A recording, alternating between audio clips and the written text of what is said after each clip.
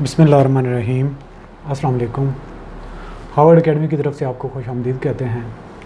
जैसा कि आप जानते हैं कि हम इंटरव्यू के सेशन को कवर कर रहे हैं और हार्वर्ड एकेडमी की तरफ से ये जो कंप्लीट ऑनलाइन आपके इंटरव्यू का सेशन है, हम इसमें मुख्तलिफ़ जो एरियाज़ हैं कवर कर रहे हैं। और इस सेशन में हमने जो कॉमन क्वेश्चंस किसी भी एंगल से आपके इंटरव्यू में जब आपसे पूछा जाता है, तो डेफ़िनेटली जब आपने उसके बारे में प्री प्लान किया होगा, पहले आपने उसके बारे में सोचा होगा, तो डेफ़िनेटली आप इसको अच्छे तरीके से हैंडल कर सकते हैं।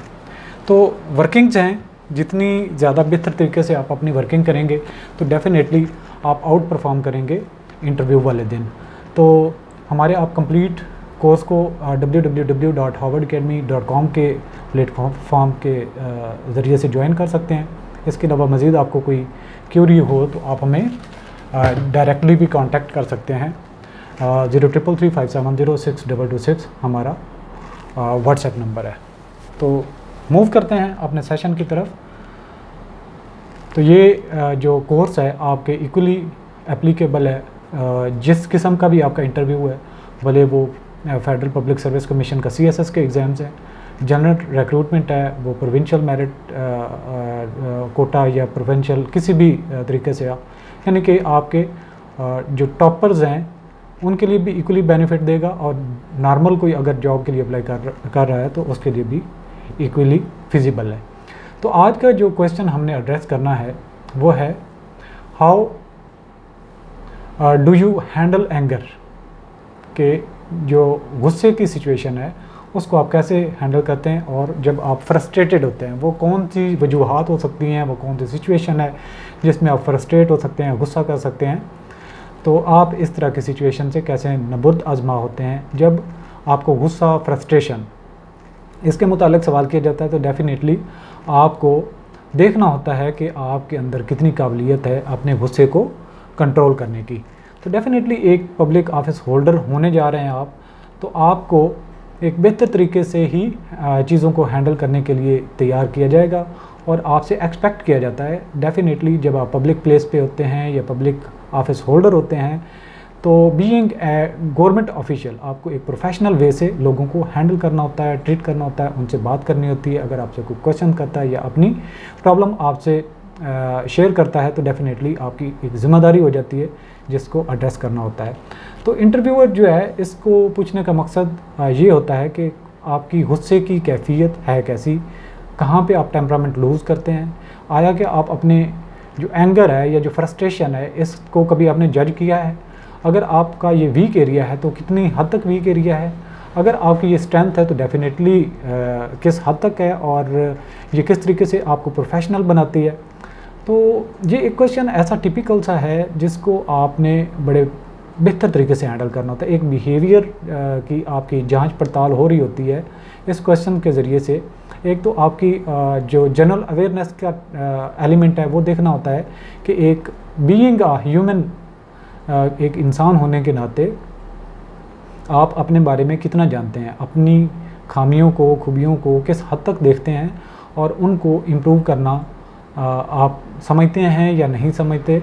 अगर आपका वो वीक एरिया वाकई मौजूद है तो आप उससे कितने कॉन्शियस हैं। डेफ़िनेटली जब आपको अपने वीक एरिया का पता होगा तो आप उसके लिए कुछ ना कुछ टूल्स, कुछ ना कुछ मेजर्स इस्तेमाल करते होंगे कि आप उस गुस्से की सिचुएशन से कैसे निकल सकते हैं, या उस गुस्से और फ्रस्ट्रेशन की सिचुएशन से दूसरों पे एक आपकी पर्सनैलिटी जो है वो जो प्रेशर में नहीं आती, आप उसको रेशनल तरीके से हैंडल करते हैं सिचुएशन को, जिस तरीके से एक रीज़नेबल पर्सन को एक रीज़नेबल सिचुएशन के हिसाब से रिएक्ट करना चाहिए। तो आपसे भी यही एक्सपेक्ट किया जाता है, बल्कि आपसे बेहतर की तवक्को की जाती है।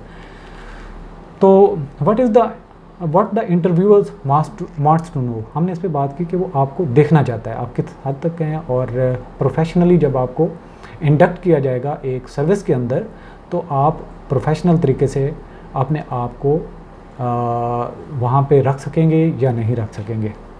तो ये होता है। बाकी be prepared for employers to ask for specific examples of situation that made you angry, particularly in a professional environment. कि जब आप इस एरिया पे काम कर रहे हैं, आप इस एरिया पे सोच रहे हैं कि आपको किन चीज़ों से गुस्सा आता है, फ्रस्ट्रेशन होती है, तो डेफ़िनेटली आपको थोड़ा सा इसके बारे में अच्छे तरीके से तैयारी करनी चाहिए। आप बेहतर है कि इसके लिए 1-2 एग्जांपल्स रखें कि कौन सी सिचुएशन थी जब आपको एंगर आया, गुस्सा आया, फ्रस्ट्रेटेड थे, लेकिन इसके बावजूद आपने उसको किस तरीके से प्रोफेशनली हैंडल किया।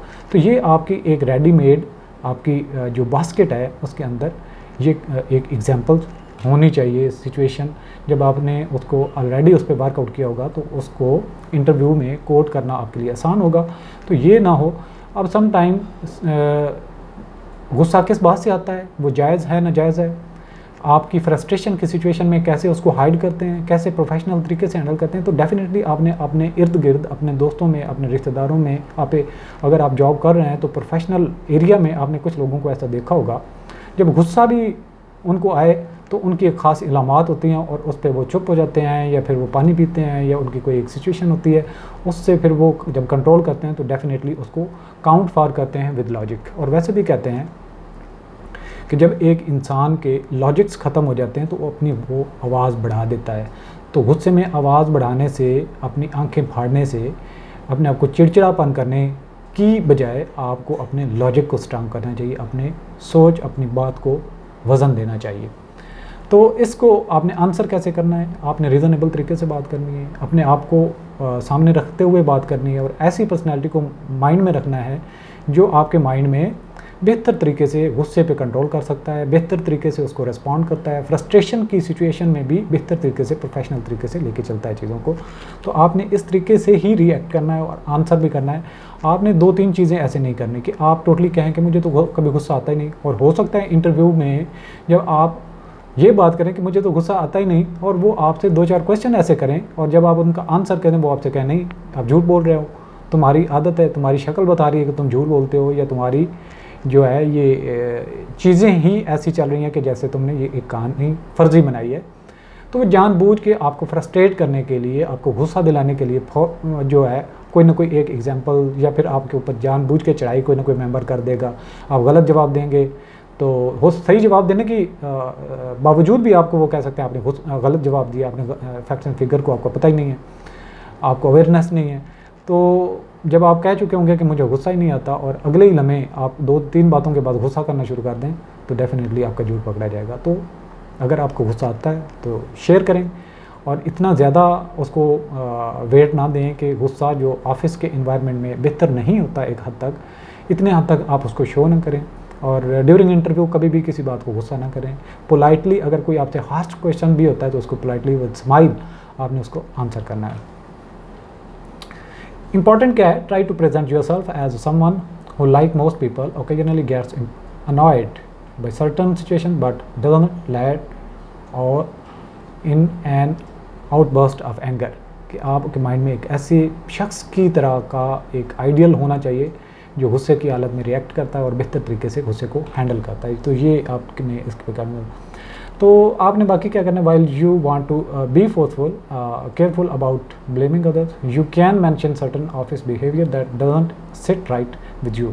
तो आप बाकी ये बात कर सकते हैं कि आपको गुस्सा किन चीज़ों पे आता है। ऑफिस के अंदर सम टाइम कुछ लोग बैक बाइट करते हैं, कुछ लोग ऑफिस के इन्वायरमेंट को ख़राब करने के लिए कुछ इस तरीके से करते हैं, कुछ ऑफिस के अंदर बैठ के बातें ज़्यादा करते हैं, काम कम करते हैं, कुछ ऑफिस के जो फैसिलिटीज़ हैं, रिसोर्सेज हैं, उनको अपने पर्सनल मकसद के लिए यूज़ करना शुरू कर देते हैं, कुछ झूठ बोलते हैं, कुछ अनएथिकल प्रैक्टिसेस में करते हैं, कुछ ऐसे करते हैं कि मतलब काम करना उनको बुरा लगता है या काम करने के आदी नहीं होते। तो इस तरह के लोगों से आपको अनॉयड होते हैं, एंग्री होते हैं। फिर उनको हैंडल कैसे करते हैं, आप उनको मोटिवेट करते हैं, आप उनको बेहतर तरीके से हैंडल करने की कोशिश करते हैं, या उनको अगर कोई स्किल में वीकनेस है तो उनको वेल इक्विप करने के लिए आप उनकी गाइड करते हैं, आप उनकी हेल्प करते हैं। तो डेफिनेटली इस तरह की एग्जांपल्स जो होती हैं हर इंसान के आपके कैरियर में गुजरी होती हैं, क्योंकि हर वर्कर जो होता है वो नालायक नहीं होता, कोई न्यू भी हो सकता है और उसको काम नहीं आता, उसका दिल नहीं लग रहा, वो आपसे हेल्प लेता है तो आप उसकी मदद करें।